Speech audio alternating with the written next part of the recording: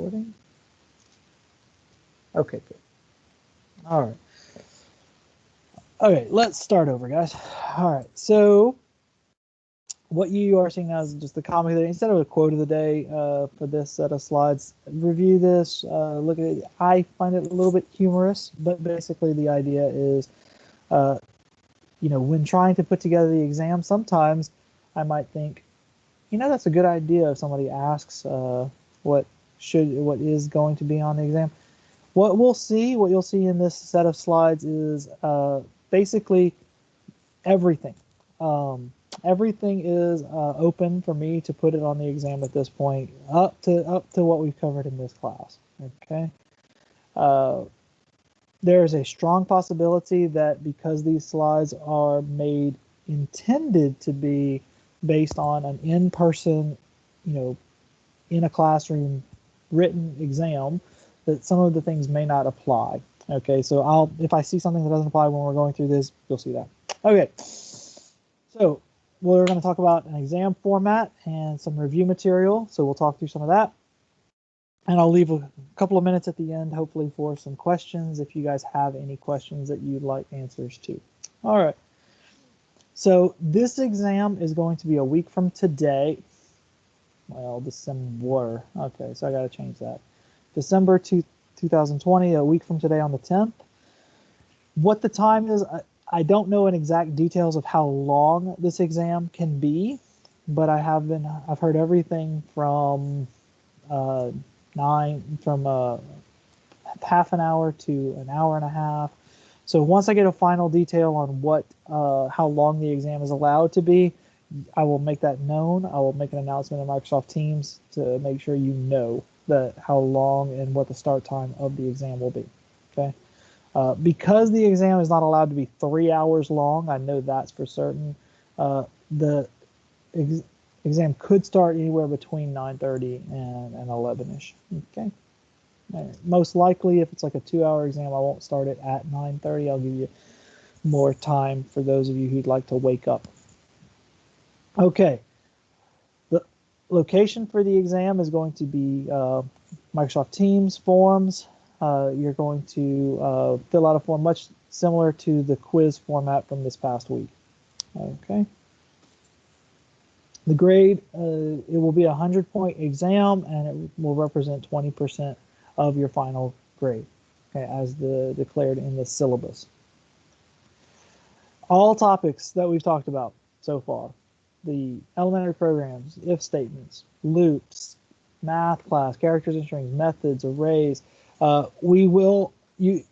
Arrays are open game, even though we covered them today. And so it's new information, but only what we've talked about so far. So I won't put anything from later on in the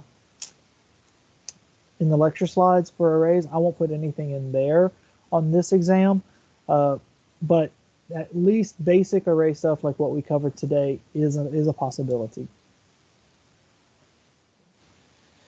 What's the format? There'll be a set of quick answer type, multiple choice, true, false, matching. We'll talk about some of that. Program flow. If I give you a loop or a method, can you tell me what the output of a variable will be? So maybe you'll need to be able to track through what a variable's value is through a loop. What is the return value of a method? And we'll talk about, I'll remind you about how some methods return a value, some methods don't. And make sure you know the difference. If I ask you to display something, make sure you know what that is. If I ask you to return something from a method, make sure you know how to do that. Okay. Understanding error conditions. What are some? If I give you code with an error in it, can you pick out? Is it a compiler error? Is it a runtime error? Is it a logical error? Can you find the error in the code, and can you do something to correct it? Okay. Can you implement? And then finally, you will need to write some code as a part of this exam. All right. So let's look at a couple of examples. Let's say I give you a multiple choice question. Okay. What's the value of this expression?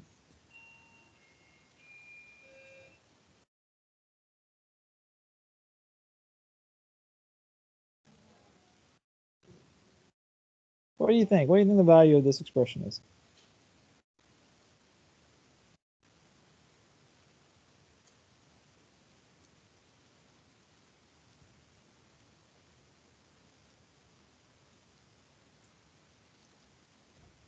Maybe y'all are answering and I can't see it.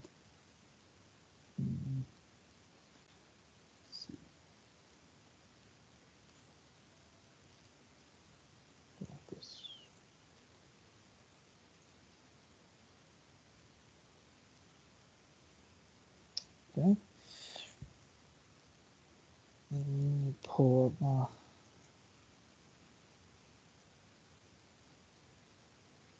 All right.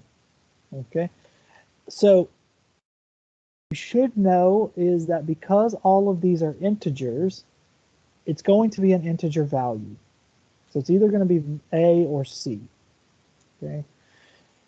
The other thing this is testing is, do you know that the multiplication is done first? So it's not 1 plus 2 equals 3 times 3 equals 9 plus 4 equals 13. It's 2 times 3 is done first, so 6. 1 plus 6 is 7, plus 4 is 11. So it should be 11. And again, it's the integer version because all of these are integer values. If I had done 4.0 over here on the end, then 11.0 would have been the correct answer.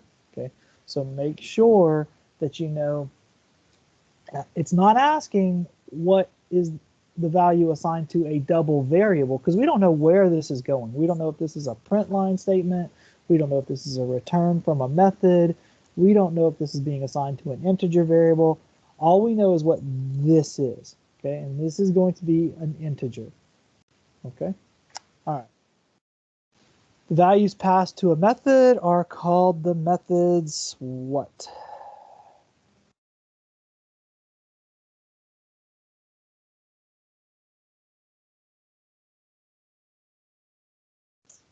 All right. All right. Arguments or parameters, right. So these are two things we might call them. We call them arguments or parameters. Return values are things we get back from a method. Local variables are ones that exist inside the method but aren't passed and don't leave. Identifiers is just a general term. Identifiers is a general term for anything, any type of variable or method name or something like that. And iterators are specific variables that get us through a loop, like I is an iterator in a loop. Okay? All right. What about true false? Let's see. True false. A method must always return a value. Is false. I wish I had not put the answer up before getting you guys to answer. Now, those of you who have had me before for this course, you knew this was, I hope you knew this was false before you even finished reading the statement. Right? And the reason why is because of this word right here. Okay, I don't really believe in always and never statements. Okay, so if you see a true false statement on an exam that I'm giving, that I've written, and you see the word always or never in a true false statement, it is false. Okay, you don't spend too much time thinking about it. Just say, oh, the word always is false. Okay. Next one, another special one. The methods print line and next are useful methods for displaying output to the screen and gaining input from the program system. Oh goodness, true. All right. I know that some of you guys probably have dealt with.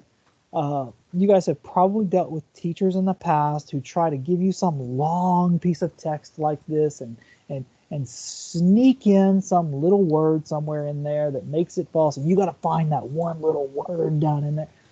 I'm not going to do that to you. Okay, if you see text on a true false question that goes like 3 lines, 4 lines worth of text like this, that's a lot of text, just true. All right, I'm not going to try to trick you. Okay. I know I had professors that tried to trick us and make us try to be the compiler, and they snuck a you know, a hidden semicolon in some place or something. I don't want to do that to you guys. Okay, so if you see a line like this, I'm not hiding some word somewhere in there that makes it false.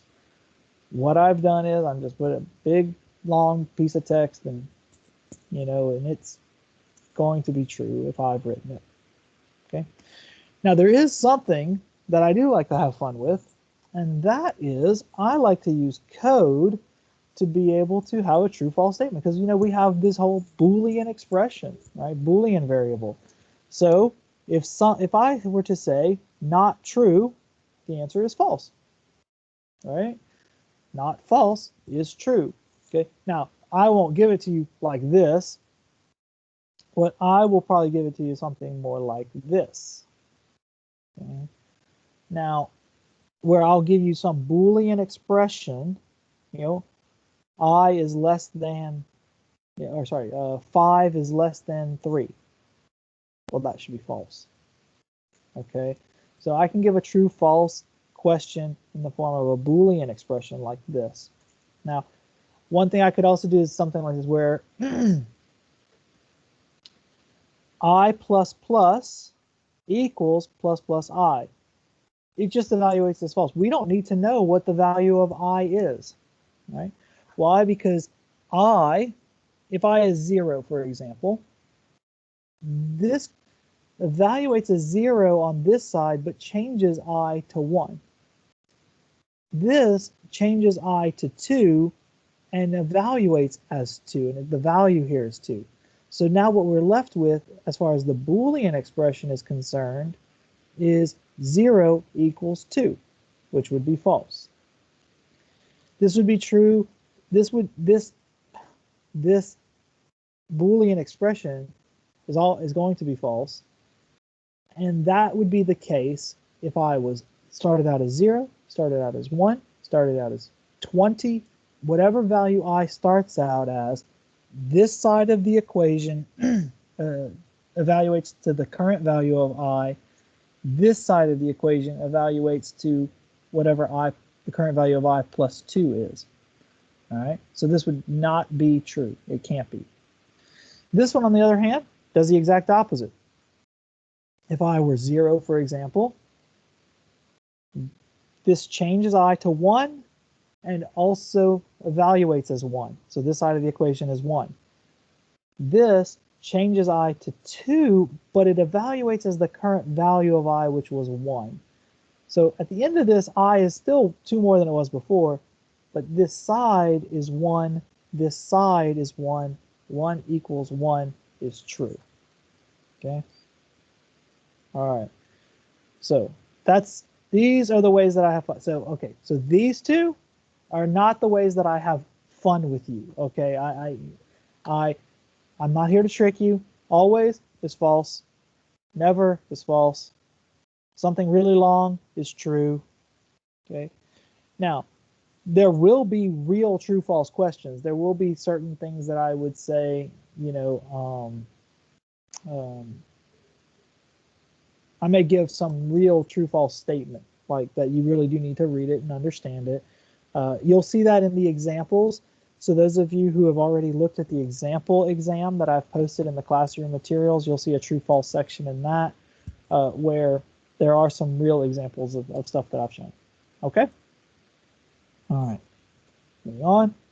So some matching is I'll give you a list of maybe like symbols here, right? Code symbols. And what does that mean? What does it do? Okay. So we might say, okay, the first one, that begins a comment. So that's B. So B would be the right one here. Okay. Logical and. All right. What is 3?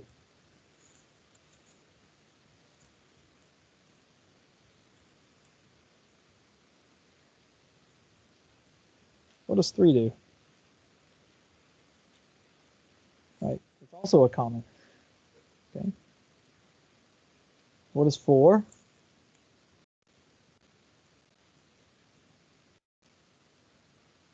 Right.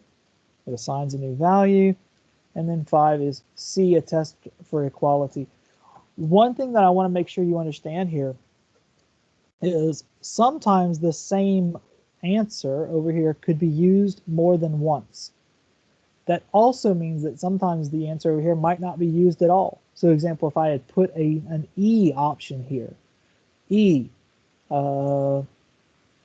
adds two values together. E multiplies two values together, something like that, right? That wouldn't be used anywhere. So be careful.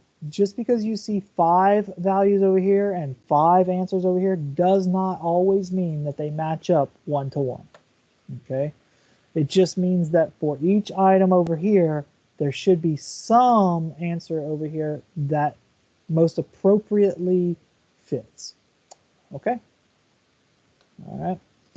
Now, one thing that that I really did not like when I was a student was I had one professor who would give us a code segment and would say, what is the output? And he would put an extra semicolon at the end of the if statement. And so you had to know that that meant it was a statement. So the inside of the if was executed even if the condition was false.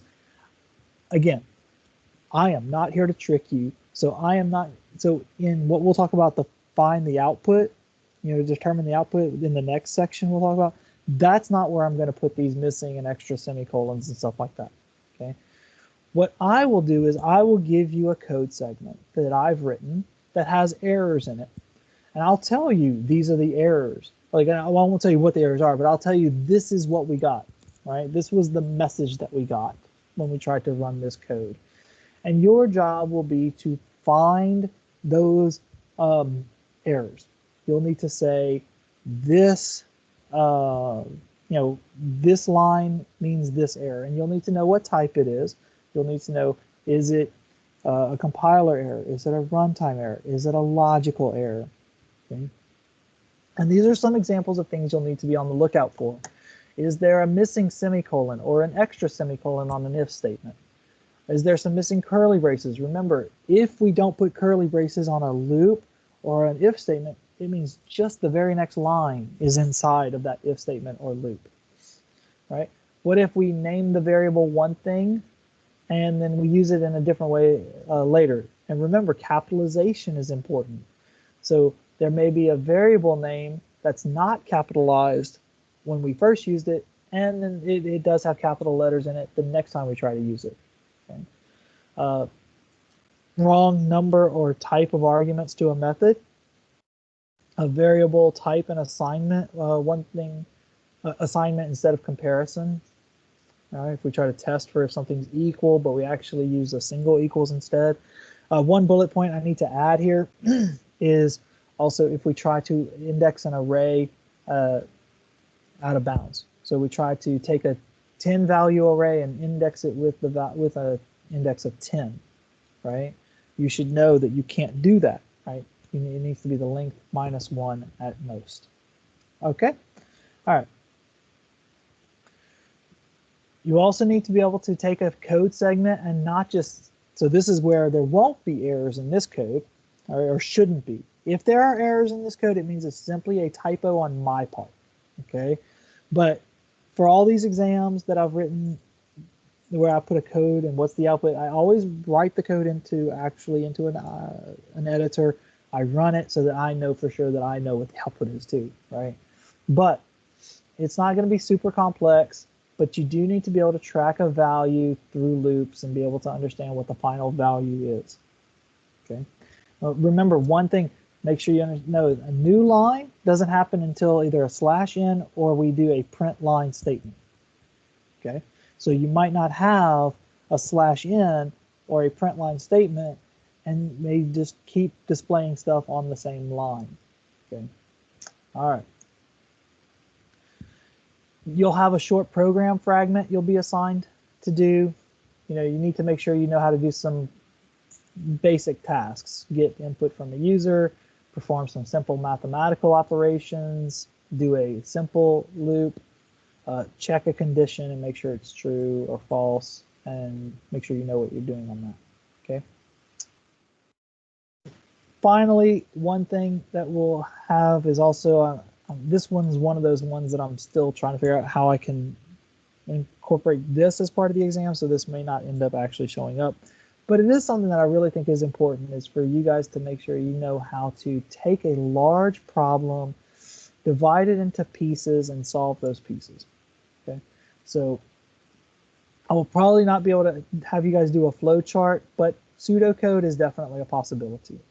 Okay, you'll need to implement pseudocode would definitely be a, yeah, I could definitely do that as part of this.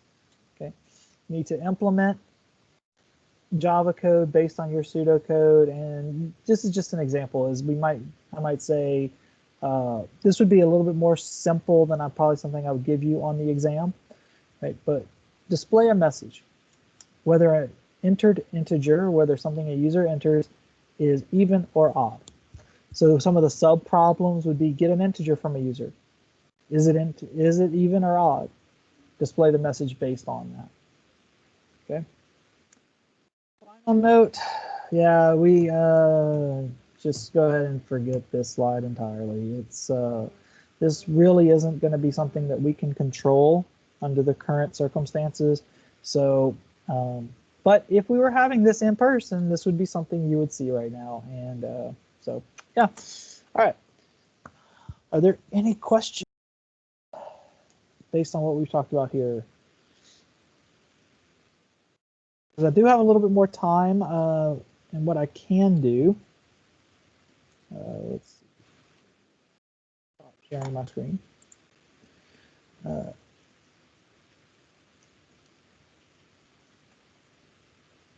Let's see.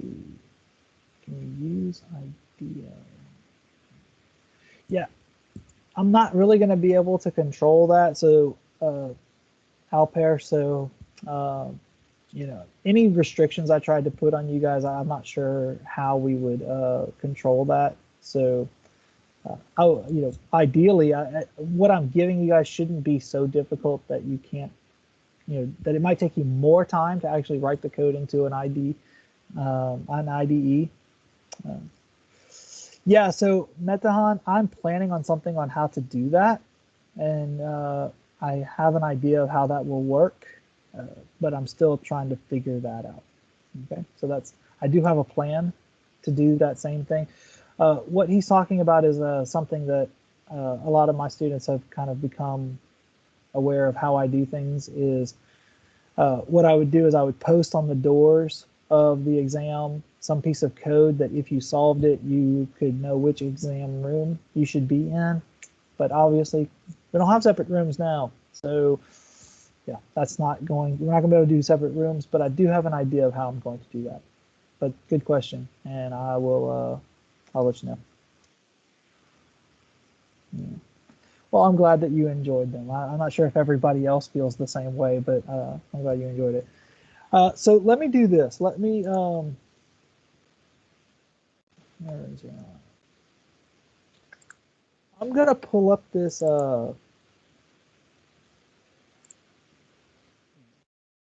example. Go ahead and share this again. Okay, so I'm going to pull up this exam. So if you're in the classroom materials under the exam information folder, okay, this is this that we just went over.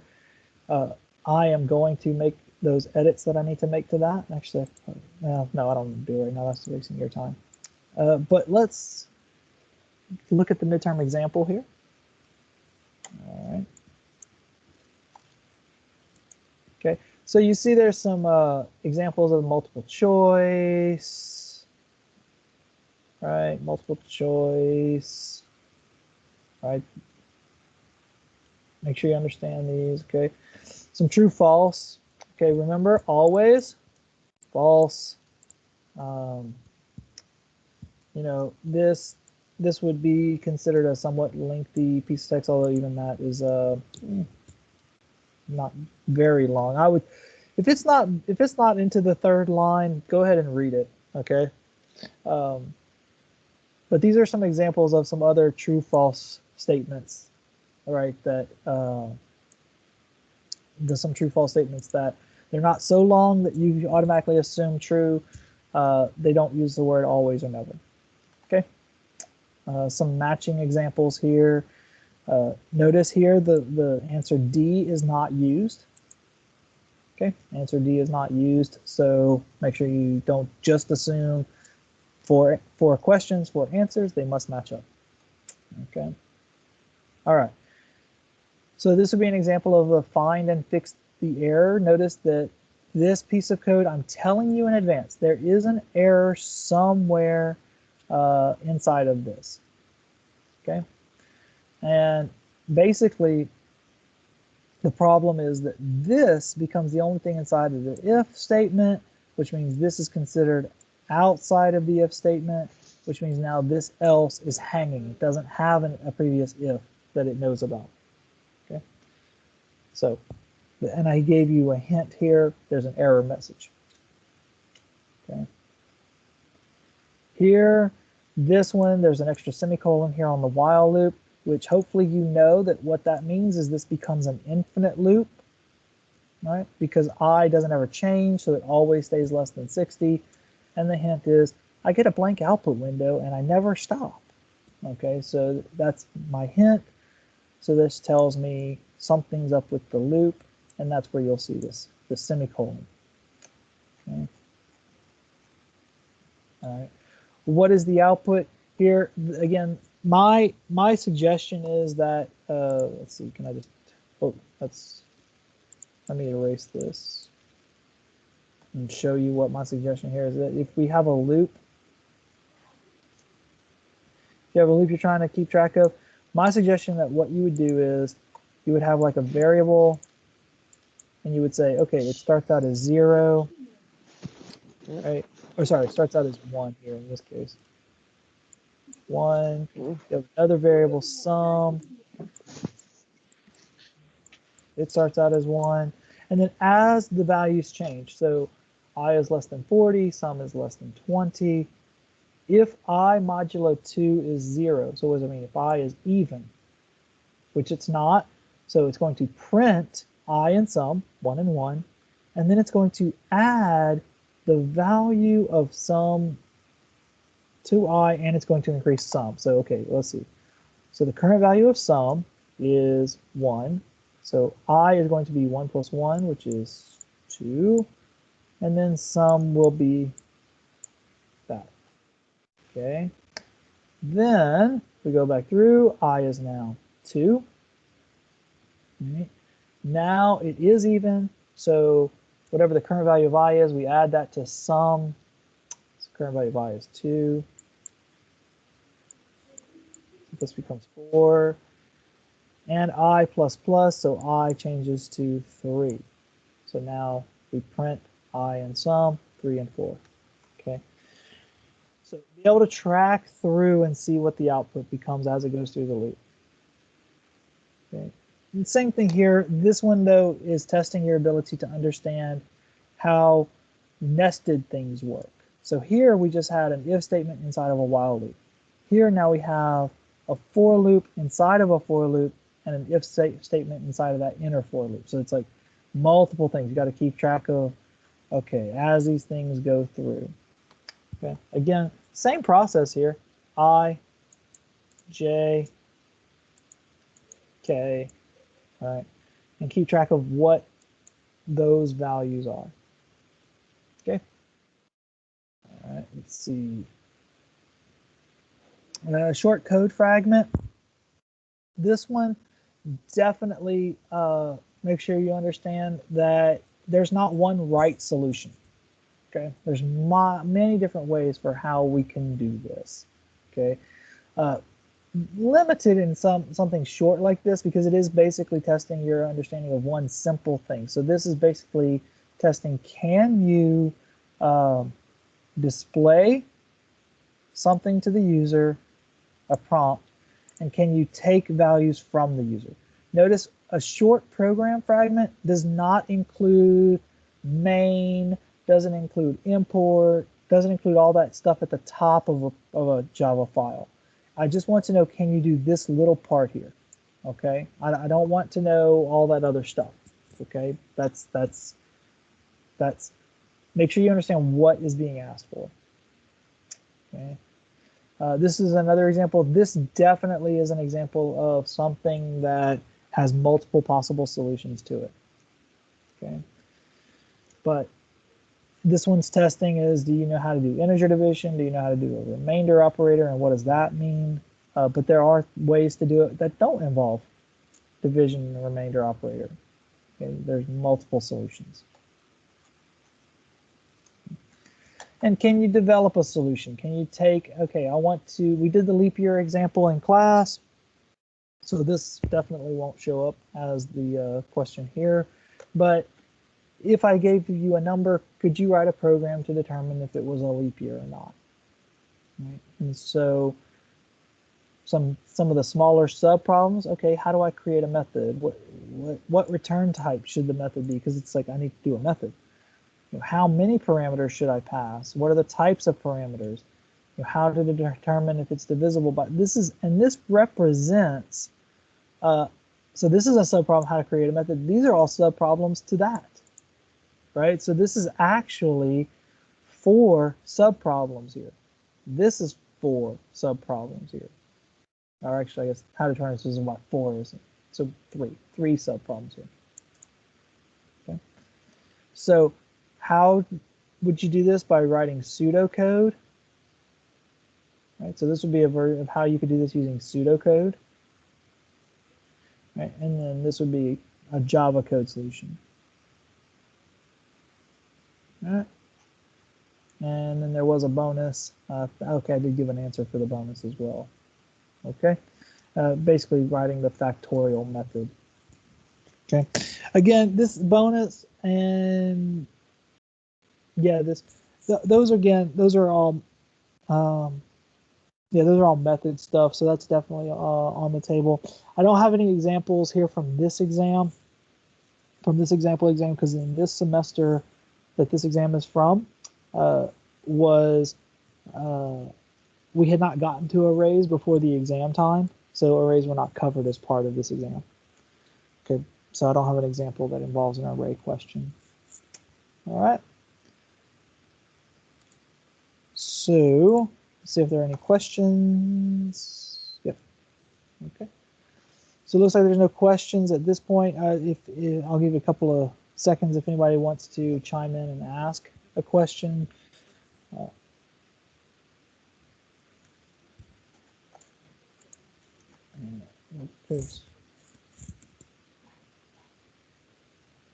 Nope. Okay. Well, yes, Alper, there will be array questions on this exam. Yeah, it won't be, like I said, it won't be complex array questions because, again, we only covered like a third of the slides from the array section, so it won't be major. It will only be up to what we covered as far as arrays are concerned. Good question.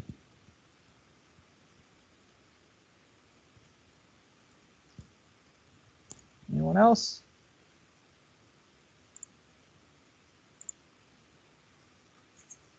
All right. Okay. Well, again, I will make sure to announce as soon as I am aware of what the details are for our requirements for this next week's exam. I'll make sure to announce to you guys exactly what time it'll be and what the time restraints will be. I think, is that the only thing that I had said I needed to look up for you guys? Oh, and I will edit the slides. I will edit slides to include the thing I said that I would need to add to that. Okay. All right. Well, good studying, and make sure you study well and prepare. And I'll see you next week. Or I guess I won't see you next week. You will see the exam next week. All right. If you have any questions, again, between now and then, make sure to get them to me sooner rather than later. If you message me Wednesday evening with questions about this exam, you might not get an answer before the exam actually happens. So study sooner rather than later, okay? All right. Thanks, and everybody, you have every ability to do well on this, okay? So don't worry about it, but make sure you study and prepare, all right? So guess I'll see you guys in 2 weeks' time. All right. Have a good weekend. Bye.